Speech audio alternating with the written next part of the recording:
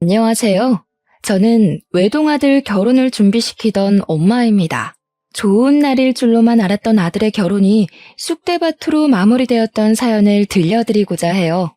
아들이든 딸이든 자식을 시집장가 보내는 건 꽤나 걱정도 되고 긴장도 되잖아요.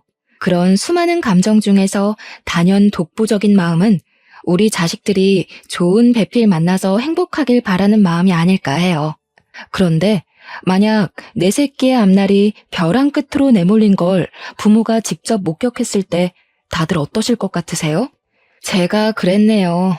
지금 다시 생각해도 살 떨리는 그간의 경험. 지금부터 들려드릴게요. 저희 집안은 남들 사는 만큼 비슷하게 사는 형편입니다. 저는 남편이랑 함께 김치찌개 사업을 해서 먹고 살 만큼 지내왔어요. 저희 부부 사이에는 자랑스러운 아들도 하나 있었는데 아들은 시키지 않아도 알아서 잘 커서 의사가 되었습니다. 자녀가 결혼 정년기에 접어들면 부모 되는 입장에선 어느 정도 언젠가 내 자식이 배필을 데리고 오겠지 생각하잖아요. 저희 아들이 일한 지 5년 만에 같은 병원에서 일하는 간호조무사와 눈이 맞았는지 둘이서 벌써 결혼을 약속했다고 말해주더라고요. 시간이 되면 소개해준다길래 저희는 일부러 하루만 장사를 일찍 마감하고 아들과 예비 며느리를 만났습니다. 아들이 우리한테 예비 며느리를 소개했을 때만 해도 이미 우리 아들이 예비 며느리에게 푹 빠져 있다는 게 느껴졌어요. 아들이 좋아하는 여자가 생겼다고 말한 적은 그때가 처음이라서 남편이랑 제가 신기해하면서도 한편으론 아쉽기도 했습니다. 그래도 예비 며느리는 아들이 칭찬했던 것처럼 엄청 참하고 똑 부러져 보였어요. 어른들이 좋아할 타입 같았고 일을 잘할 것처럼 보이기도 했죠. 게다가 대화를 하다 보니 집안 형편에 대해 좀 알게 되었는데 저희 집과 다르게 어마어마한 부자더라고요. 일단 예비 사돈네가 당시 30억짜리 아파트에 살고 있다고 했습니다. 그걸 듣자 예비 사돈 쪽에서 과연 우리 형편을 만족하실까 걱정이 되더라고요. 어쩌나? 우리는 아가씨네 집안처럼 그렇게 잘 살진 못하는데. 아가씨 말 들어보니까 부모님이 꽤 부자인 것 같네요. 우리가 그쪽 형편에 맞게 혼수를 맞춰줄 수 있을지 모르겠어요. 부담 갖지 마세요, 어머님. 저희 부모님 정말 쿨하신 분이거든요. 그리고 제가 괜찮다고 하면 별도 따다 주실 분들이라 걱정 안 하셔도 돼요. 부담이 안 될 수가 있겠나요? 사랑은 둘이 하는 거라지만 결혼은 결국 집안 문제나 다름없는 거거든요. 집안 형편이 과하게 차이 나면 분명 어딘가 문제가 생기기 마련이란 걸 보고 들은 게 많아서 걱정되었어요. 그래도 둘이 너무 좋다니까 저랑 남편이 딱히 거절하진 못했습니다. 아들을 실망시키기 싫었어요. 부모가 되어서 어쩌면 아들에게 해줄 수 있는 마지막 지원일지도 모르는데 마지막까지 아들이 원하는 삶을 선택해서 살 수 있도록 돕고 싶었습니다. 그렇게 아들의 결혼 준비는 쭉쭉 진행이 되었어요. 상견례 날짜는 꽤 빠르게 잡혔습니다. 남편이랑 저는 아들이 해준 옷을 입고 최대한 단정한 차림으로 상견례에 참석을 했어요. 상견례 위치는 예비 사돈네가 먼 길을 못 오는 사정이라고 해서 밑지방에 사는 저희가 윗지방으로 올라가는 걸로 합의봤죠. 그렇게 도착한 상견례장에서 저랑 남편은 경악을 금치 못했어요. 장소는 깔끔한 횟집이었는데 예비 사부인 옷차림은 그에 맞지 않는 화려한 차림이더라고요. 상견례에서 정답인 복장은 없다고 하지만 레깅스에 미니스커트에 뾰족 구두는 좀 아니지 않나요? 아무리 그래도 자기 딸인 예비 신부보다 튀는 옷이 말인가요?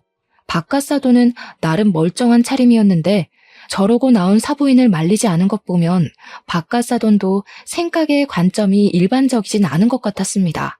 물론 제가 보수적인 편이라 그렇게 봤을 수도 있겠죠. 남들은 어떻게 생각할지 모르겠지만 일단 제 눈에는 사부인 행색이 너무 이상했어요. 처음부터 좀 많이 놀라서 표정 관리가 잘 안 되었습니다. 남사스러워서 저희 남편도 사부인을 잘 못 쳐다봤어요. 사돈 쪽에서 먼저 인사를 건네길래 저희도 그제야 웃음을 걸치고 악수를 받아주었네요. 그나마 다행이었던 건 두 분 성격이었습니다. 두 분 다 성격이 그리 모난 것 같지 않더라고요. 특히 사부인은 사근사근 잘도 웃었는데요. 친화력도 장난이 아니라서 삭막한 테이블 분위기를 금세 띄워주더라고요. 우리 사위들 총각이 인물이 참 좋더라고요. 누굴 닮았나 했더니 바깥사돈이랑 정말 판박이네요. 제가 관상을 좀 잘 봐요. 바깥사돈 보니까 젊은 시절에 여자 꽤나 울리셨겠는데요. 정말 사부인 같은 여자 아니면 바깥사돈 인물 감당할 여자 없겠어요. 아, 칭찬 감사합니다. 근데 제가 젊을 때는 그리 인물이 좋았던 편이 아니라서 오히려 아내 마음 얻는 게 어려웠었어요. 아내가 정말 인기 많았거든요. 남편은 사부인의 과하면서 가벼운 칭찬에 몸둘 바를 몰라 했습니다. 사부인 때문에 초면인데도 우리 사이의 분위기가 어색하진 않았어요. 하지만 시간이 갈수록 사부인 화법 때문에 희한하게 불쾌감이 생기더라고요. 저희가 이렇게 평범한 분들 만나는 건 오랜만이라서 그런지 마음도 굉장히 편하네요. 무슨 모임만 가면 정치인, 변호사, 검사 이런 사람들만 만나니까 늘 어깨가 경직되거든요. 근데 오늘은 완전 휴가 받은 기분이에요. 사부인은 대화 내내 약간 이런 식으로 얘기를 했습니다. 뭔가 우리 집안의 형편을 빙빙 둘러서 까는 느낌이라고 할까요? 그렇다고 저만 갖고 있는 의심 때문에 얼굴에 티를 낼 순 없었어요. 게다가 다들 사부인의 행실에 하하 웃기만 하니까 제가 더 나서서 주의를 줄 수도 없는 입장이었죠. 아무튼 상견례에서 대화를 하다 보면 당연히 혼수랑 예단비 얘기 나오지 않습니까? 저희도 당연한 순리를 거치려고 제가 한마디 먼저 언급을 했는데요. 제 말을 끊고 사부인이 먼저 흔쾌한 제안을 하더라고요. 그러지 말고 형편이 안 되신다고 들었는데 너무 무리하지 마셔요. 애들 결혼시키다가 허리끈 터지면 안 되잖아요. 그쪽 아들 몸만 보내주세요. 그럼 우리가 집이랑 예단 다 해결할게요. 네? 아니요, 그럴 수가 있나요. 그래도 결혼은 같이 하는 건데 어떻게 사돈 쪽에서만 부담을 하겠습니까? 저희도 아들 혼수해줄 돈은 있어요. 그래요? 이런 부분은 솔직하셔야 되는데 괜히 기죽기 싫어서 나섰다가 생계가 위험해질 수 있다고요. 저희는 사돈 쪽 허리띠 졸라매게 만들고 싶진 않아요. 정말 괜찮으시겠어요? 솔직히 예의를 갖춰도 어쩔 수 없이 기싸움을 하는 자리가 상견례 자리 아닙니까? 그런데 사부인은 기싸움은커녕 대놓고 저희 형편을 무시하는 것 같았어요. 사부인이 저렇게까지 거침없이 발언하는데 감정이 안 상할 리가 없지 않겠어요? 여태까지는 아들 입장 생각해서 최대한 이해하고 넘겼는데 여기서도 가만히 있으면 만만하게 보일 것 같더라고요. 그래서 제가 한마디 하려고 했더니 남편이 나서서 먼저 입을 열었습니다. 바깥사돈이야말로 일 은퇴하셔서 쉬고 있다고 들었는데요. 저희는 허리 꼬부라질 때까지 돈 벌 수 있는데 사돈들은 지금부터라도 아끼셔야 하는 거 아닙니까? 돈 있다고 해서 그거 믿고 아낄 생각 못 하다간 가랑이 찢어질 수도 있을 텐데요. 이때 저 살짝 놀랐습니다.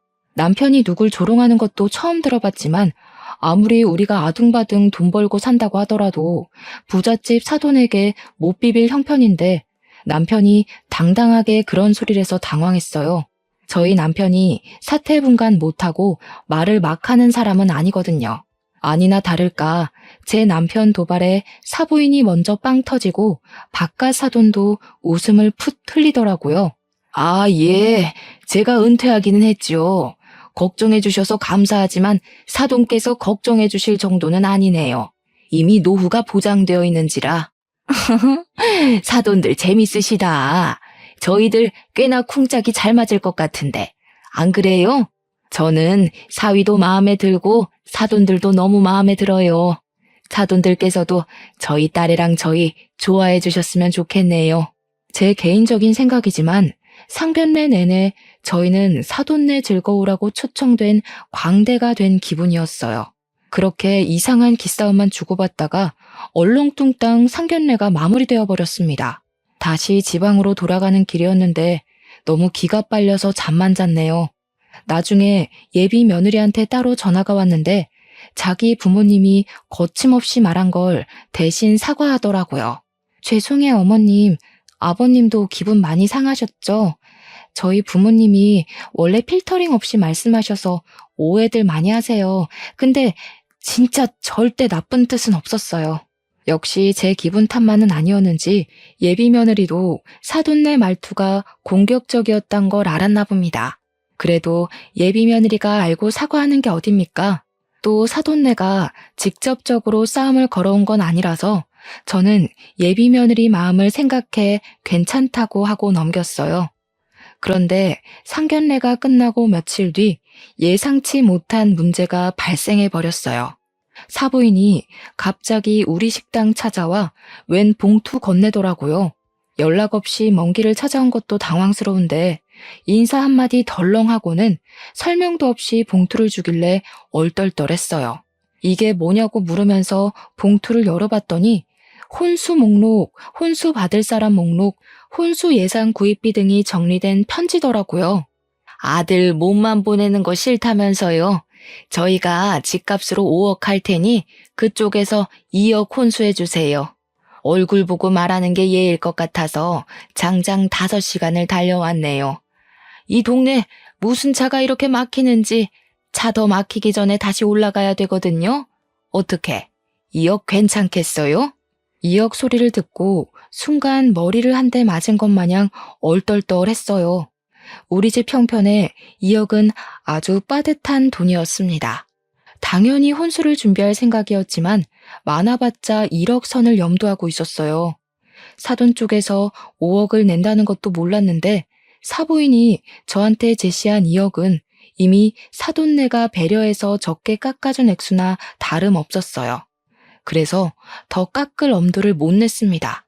대답을 재촉하는 사부인에게 아무런 답변을 못 주고 있었어요. 왜요?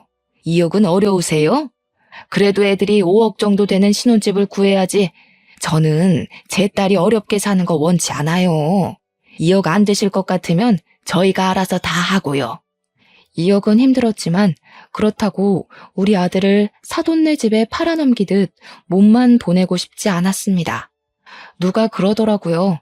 사돈네에서 결혼할 때 돈을 많이 들이면 그만큼 내 자식이 고생하는 거라고 말이죠. 아니요, 5억 해오신다는데 저희가 못해도 2억은 해가야죠. 서로 그게 도리에 맞는 것 같네요. 그래서 저도 모르게 사부인의 은근한 무시에 자존심이 상해서 2억을 하겠다고 말해버렸어요. 사부인은 만족스럽게 고개를 끄덕이곤 물 한 잔 받아먹고서 돌아갔습니다. 사부인 배웅해주고 다시 가게로 들어오니까 그제야 후회가 되었어요. 내가 무슨 짓을 저지른 건지 싶더라고요. 저는 사부인 있을 때는 잘 못 읽어봤던 봉투를 다시 읽어봤습니다. 애들 신혼집에 쓸 가구 목록이 쭉 있었고 끄트머리엔 사부인에게 줄 명품 가방도 목록에 있었습니다. 결국 엎질러진 물이니 저는 남편한테 이 사실을 얘기했어요. 남편이 잠자코 듣고 있다가 잘했다고 하더라고요. 미안해요. 부담이 되면 지금이라도 내가 그 여자한테 전화해서 정정할게요. 아무리 자존심 상해도 돈으로 자부심 부리면 안 되는 건데 내가 실수했어요. 남 주는 돈도 아니고 우리 아들 잘 살라고 해주는 돈인데 아깝진 않아. 돈이야 또 벌면 되는 거잖아. 노후에 아무것도 안 하고 쉬어서 뭐 하겠어. 일이라도 해야지. 저랑 남편은 결국 가게를 담보로 2억을 대출받기로 결정했습니다. 이 사실을 알면 아들이 걱정할까봐 아들한테는 말을 못했어요. 그리고 한날 저는 혼자서 백화점에 들러 명품관을 찾았습니다. 사부인이 구체적으로 적어줬던 가방을 찾아서 구매했어요. 무슨 가방이 250만 원이나 하는 건지 깜짝 놀랐습니다. 역시 돈 많은 집은 가방조차도 함부로 들지 않는구나 싶으면서도 같은 여자인데 너무 다른 삶을 살고 있는 것 같아 한편으론 부럽기도 했어요. 저는 구매한 가방을 사부인한테 전달하려고 아들을 통해서 줬습니다. 다음날 사부인한테서 전화가 왔는데 고맙다는 인사일 줄 알고 마음 편히 받았어요. 네, 사부인. 어제 사위 통해서 가방 잘 받았어요. 그런데 좀 문제가 생겨서요. 이 가방 말고 다른 가방을 받고 싶은데요. 예상치 못했던 반응이라서 저는 전화를 받고도 네네? 거리기만 했습니다. 아니, 제 친구들이 하도 성화를 부리더라고요.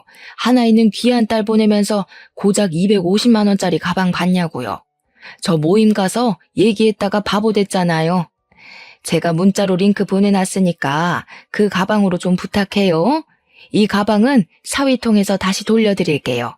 사부인은 친구 말을 듣고 더 비싼 브랜드의 가방으로 의견을 바꾸었습니다. 사부인이 다시 보내준 다른 가방은 무려 500만 원짜리였어요. 똥개 훈련시키는 것도 아니고 이랬다 저랬다 하는 사부인의 태도가 또 무례하게 느껴져서 화가 났지만 이걸 뭐라고 할 수도 없었던 게 사돈네에서 5억을 해온다고 한 이유도 있었고 또 사부인이 2억 혼수비에 맞춰서 요구하고 있는 거라 따지지도 못했어요. 결국 저는 가방을 바꿔주었습니다. 환불하고 다른 가방 다시 사는 건 아들이 직접 해줬어요. 근데 그것 때문에 아들이 뭔가를 눈치챈 건지 저한테 따로 찾아와서 묻더라고요. 엄마, 혹시 처가 쪽 때문에 곤란한 일 있어? 나한테 숨기는 거 있어 보여서 갈수록 엄마 표정이 안 좋아 보여. 혼수비 때문에 그러는 거야? 2억 한다고 들었는데 돈이 어디서 나서 그렇게 큰 돈을 하겠다고 했어? 어? 아들이 걱정할 문제 아니야. 아들 결혼한다고 하니까 가끔씩 아쉬워서 그런 거지 뭐. 사돈네랑 아무 문제 없으니까 걱정 말고 결혼 준비에만 신경 써. 아들한테는 도무지 고민을 털어놓을 수가 없었어요. 어차피 저희가 혼수로 2억을 해주기로 했고 사부인은 2억 선 안에서 물건을 요구하는 거니까 요구를 할 수도 없는 노릇이었죠. 그런데 말입니다. 제가 잘 몰라서 그러는데요. 원래 애들 결혼 준비시킬 때 사돈끼리 마주하는 경우가 많나요? 제 주변에는 그렇지 않다고 하는데 이상하게 저희 집은 사돈네랑 자꾸 얽히게 되더라고요. 사돈네가 귀한 딸 보내는 게 많이 아까운 건지 또 한 번 먼 길을 찾아온 적이 있었어요. 그날은 정말 해도 해도 너무한 얘기를 들었는데요. 어느 날 갑자기 우리 식당을 또 찾아온 사부인이 자기 딸 꾸민비 안 주냐고 하는 겁니다. 저 당시 꾸민비가 뭔지 몰랐거든요. 그날 사부인이 얘기하는 거 듣고 처음 알았습니다. 어머, 신부한테 꾸민비는 당연히 줘야죠. 저희가 5억이나 해주니까 그쪽에서 1억은 더 얹어주세요. 우리 딸도 명색에 시집 가는 건데 시부모한테 예쁨 받는다고 자랑할 수 있어야죠. 다른 며느리들 다 받는 꾸민비 우리 애만 안 받으면 체면이 서겠어요. 꾸민비가 사돈네 자식에게 사고 싶은 거 사입고 치장하라고 주는 돈이라고 하대요. 근데 그건 신부만 받을 수 있는 게 아니고 신랑도 받을 수 있는 거더라고요. 그깟 꾸민비 때문에 1억을 더해달라는 사부인 말에 저는 소신껏 얘기를 하였습니다. 죄송하네요. 그만한 돈을 해줄 여력도 안 되고 더 대출받지도 못해서 꾸민비는 어려울 것 같아요. 그냥 서로 안 해주는 걸로 퉁치죠? 역시 돈줄 딸리는 게 이렇게 금방 눈에 보여서 아쉽네요. 이래서 제가 딸한테 수준 차이 나는 사돈은 질색이라고 얘기를 했었거든요. 사위가 의사 아니었으면 구린내가 진동하는 이런 곳에 저희 딸 안 보냈을 거예요. 저 순간 잘못 들은 줄 알았습니다. 그간 사부인이 말투는 좀 경박했어도 사람을 대놓고 깎아내리진 않았거든요. 그런데 제가 1억 꾸민비 못 주겠다고 하자마자 돌변해서는 저희 집안이랑 제 아들을 깎아내리기 시작하는데 딱 알겠더라고요. 사부인이 원래 이렇게 무례한 사람이기에 그런 경박한 소리를 가진 거란 걸 말이죠. 사부인 아들 고집 너무 세더라고요. 근성이 얼마나 끈질긴지. 역시 가난뱅이 집안에서 태어난 것들이 쓸데없이 끈기가 좋아요. 자기 주제를 알고 여자를 골라야지. 어디서 밤밑을 구르던 놈이 머리 위에서 놀던 여자를 눈독 들이는지 모르겠더라니까요. 사부인 아들 밖에서 그러고 다니는 거 알고 계셨어요? 뭐라고요? 누가 발밑을 굴러요? 사부인, 지금 도가 지나치신 것 같은데요. 우리가 대단한 집안은 아니지만 그것 때문에 제 아들이 욕먹는 건 납득이 안 되거든요. 당장 사과하시죠. 어머나, 사과는 그쪽에서 하셔야죠. 제가 그쪽 아들 떼어내느라 2년이나 고생했는데. 근데 이놈이 어떻게 제 딸을 깨어냈는지 아주 거머리처럼 딱 붙어서는 절대 안 떨어지대요. 대체 아들 교육 어떻게 시킨 거예요? 지 분수 생각 안 하고 좋아하는 여자만 있으면 무조건 들러붙으라고 가르치셨어요? 알고 보니 사부인이 장장 2년간 제 아들을 반대했다는 사실을 알았어요. 사부인은 그간 제 아들에게 문자로 여러 번 예비 며느리를 만나지 말라고 모욕을 준 듯 했습니다. 자기 딸 발목 잡지 마라, 가난뱅이 사위 관심 없다, 우리 딸 집안 보고 만나는 제비새끼랑 다를 게 뭐냐 등등 말이죠. 그걸 굳이 제 앞에서 다시 읊어주는 사부인 덕분에 제 아들이 사부인에게 어떤 취급을 당해왔는지 모조리 알 수 있었습니다. 그럼에도 아들이랑 예비 며느리가 서로 너무 좋아해서 버티고 버텼던 것 같았어요. 게다가 아들은 저랑 남편이 상처받을까봐 일부러 말하지 않은 것 같았고요. 다른 건 다 참겠는데 사부인이 제 아들에게 끔찍한 모욕을 줬다는 사실은 참을 수가 없었습니다. 더 이상 눈에 뵈는 것 없이 화가 났던 저는 손님이 먹다 남긴 김치찌개를 가져와 사부인 머리 위로 부어버렸습니다. 사부인이 비명을 악 지르자 남편이 튀어나왔고 타이밍 좋게 아들이랑 예비 며느리까지 등장했어요. 아들이랑 예비 며느리는 그날 우리 집에서 저녁을 먹기로 했기에 일찍 들린 거였어요. 네 새끼가 그렇게 아까우면 죽을 때까지 끼고 살 것이지. 뭐하러 풀어놨어? 나도 당신 같은 장모한테 내 아들 못 보내. 시궁창도 적당히 시궁창이던가. 어디 술집 여자 같은 년이 감히 내 아들을 흉봐? 뭐? 술집 여자? 이 옆에 내가 돌았나 봐. 지금 이게 얼마짜리 옷인지 알아요? 내가 여기까지 오느라 숍도 둘렀는데 아이씨, 김치구리네 다 배웠잖아. 그래, 말 한번 잘했다. 우리 집에서 구린내가 난다고? 당신이 입 열 때마다 철철 흐르는 촌티보단 음식에서 나는 구린내가 100배 나. 어디 싸구려 주둥이랑 2만 원짜리 김치찌개를 비교해? 다 늙은 사람이 아직도 젊은 줄 알고 그딴 차림으로 다니는 거 진짜 볼썽사납거든?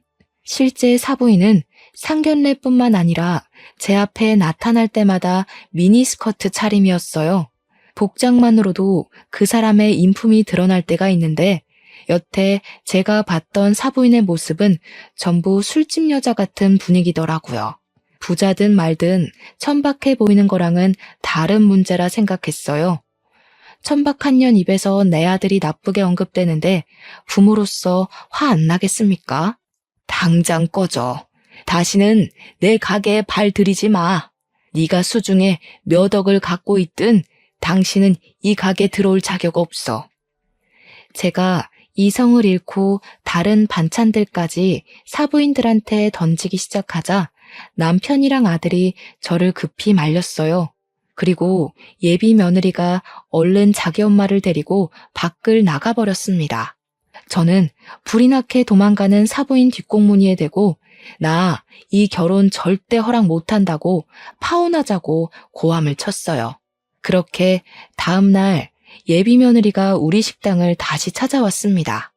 사부인이 꼴 보기 싫으니 며느리도 보기가 싫더라고요.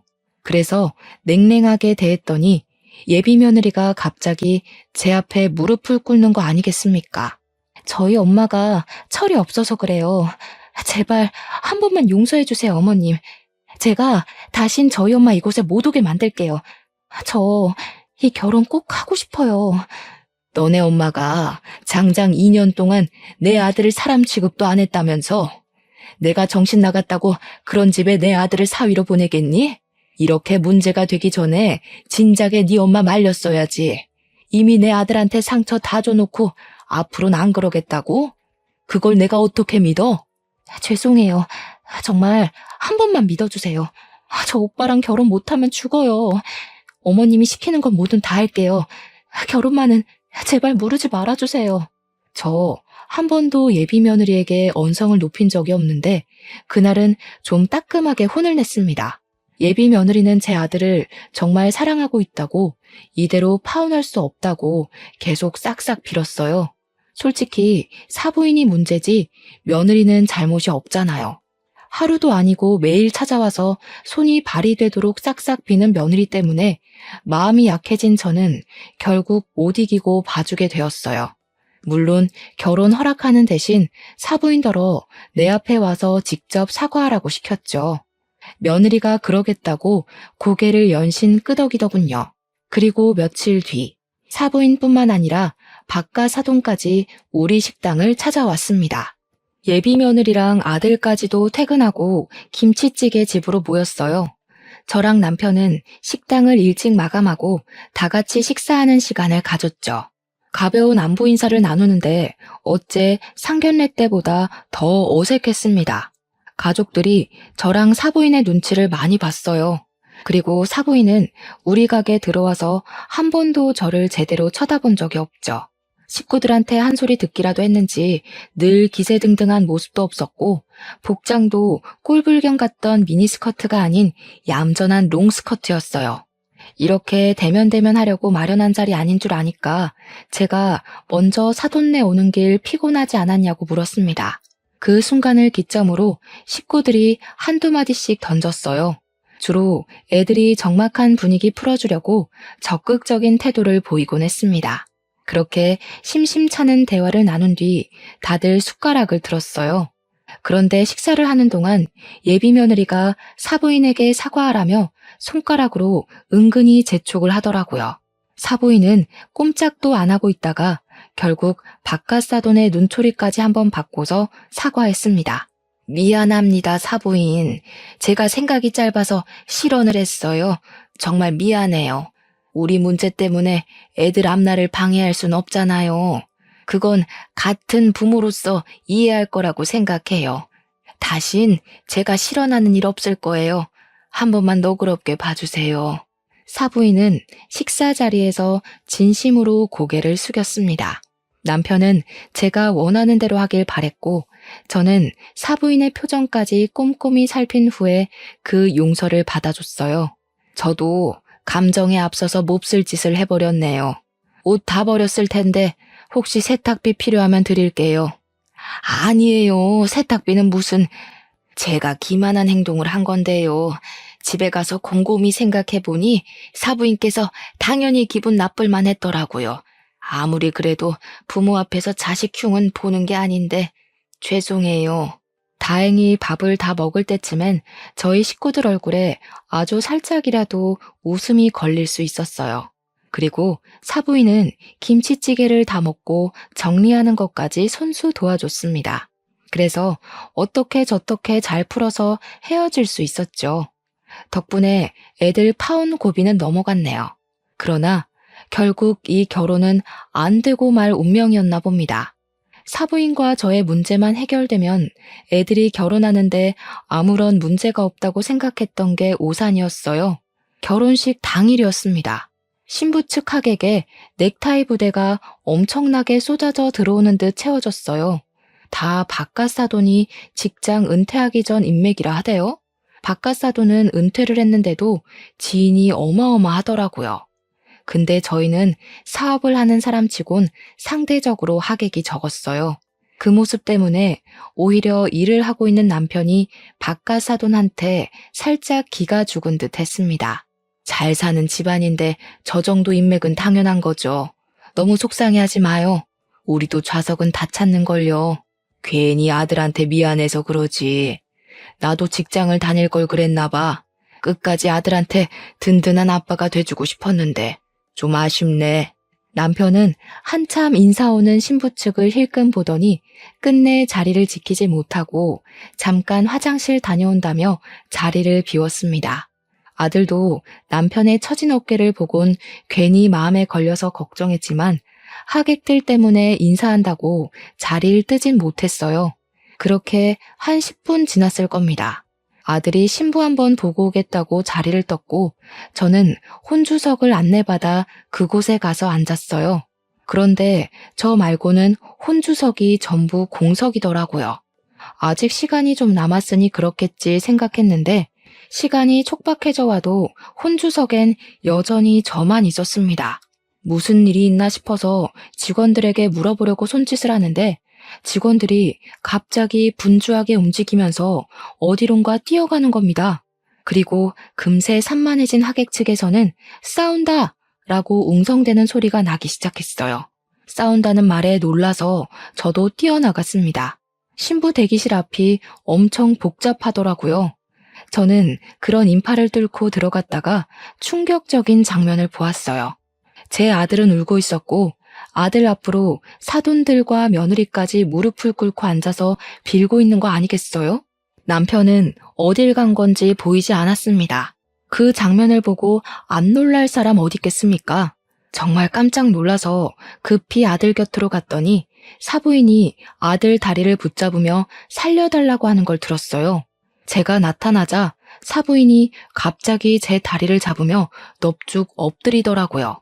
사부인, 다 우리 잘못이니까 제발 이 결혼은 취소하지 말아줘요. 저희가 다 잘못했어요. 평생 사돈 내 빚 갚으면서 살게요. 제발 우리 딸 인생만 안 망치게 해주세요. 무슨 소린지 몰라서 저는 그저 멀뚱히 서 있기만 했습니다. 그러자 아들이 제게 종이 사진을 보여주더라고요. 그 사진 안에는 죄수복을 입고 있는 사부인과 유흥업소 사장 일을 하고 있는 바깥 사돈의 모습이 담겨 있었어요.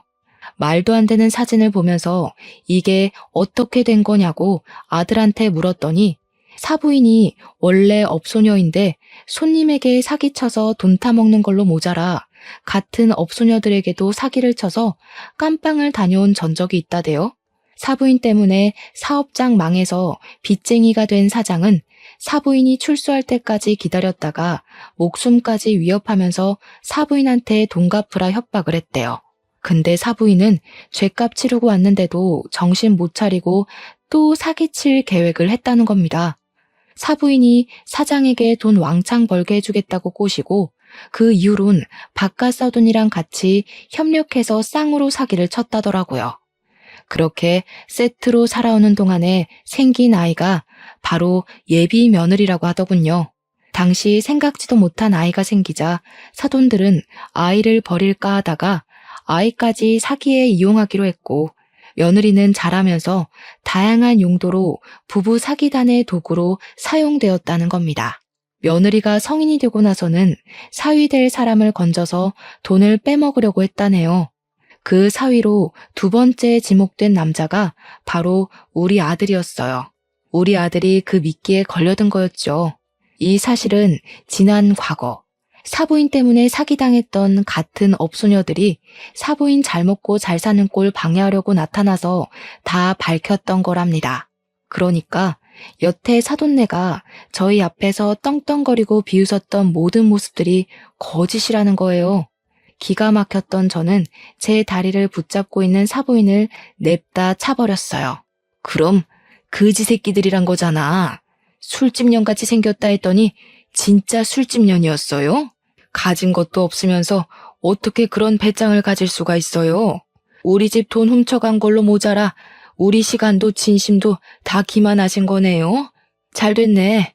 이번엔 초범이 아니라서 깜빵밥 길게 먹을 수 있겠어요. 아니에요, 사부인. 저희 이번 결혼하면 나쁜 짓 다 청산하기로 했다고요.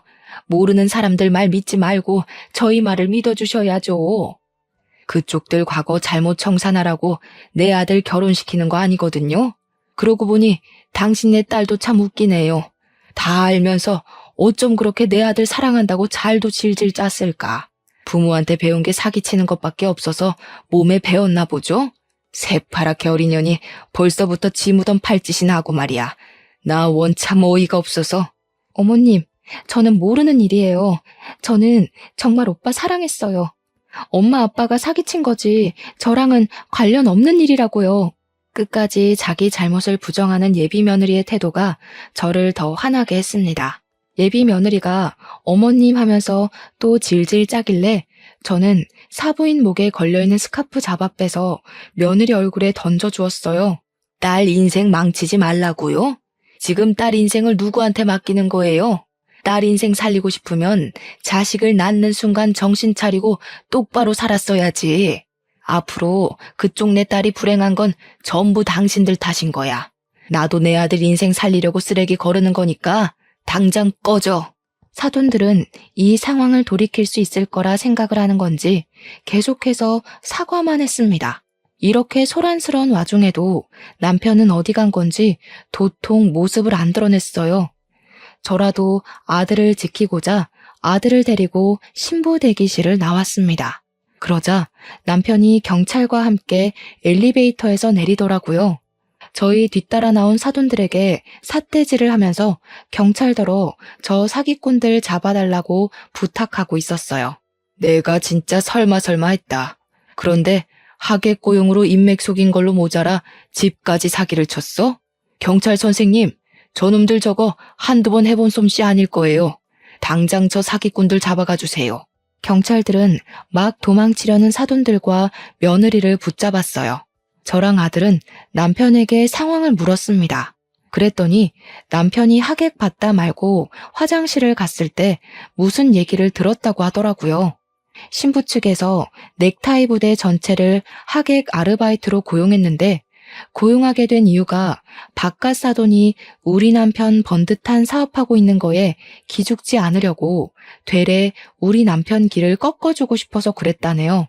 그 사담을 듣고 바깥 사돈의 신원이 의심스러웠던 남편은 아는 지인 부동산에 개인적으로 전화해서 사돈이 산다는 아파트 주인이 누군지 알려달라고 부탁했다 했습니다. 아파트를 바로 알아본 것은 사돈들이 뭐만 하면 아파트 자랑을 그렇게 했었거든요.